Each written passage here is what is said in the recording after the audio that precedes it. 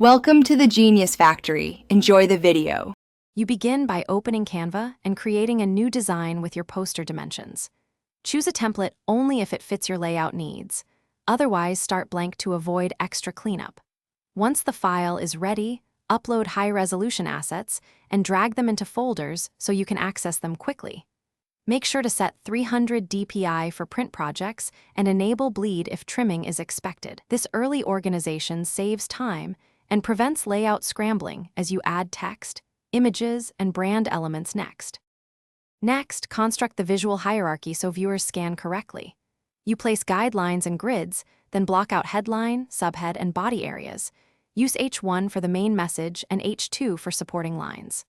Once done, apply your color scheme and limit fonts to 2 to maintain clarity.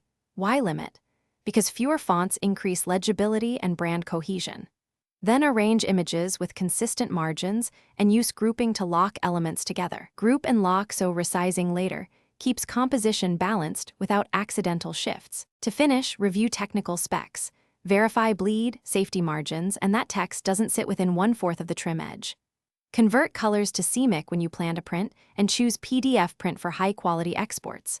Once exported, test print a scaled proof or share a proof link so others can comment. If something goes wrong, misaligned elements or exported colors shift, reopen the layered file, check grouped items and color profiles, then re-export with corrected settings and retest. Thanks for watching. If you found this helpful, don't forget to like and subscribe.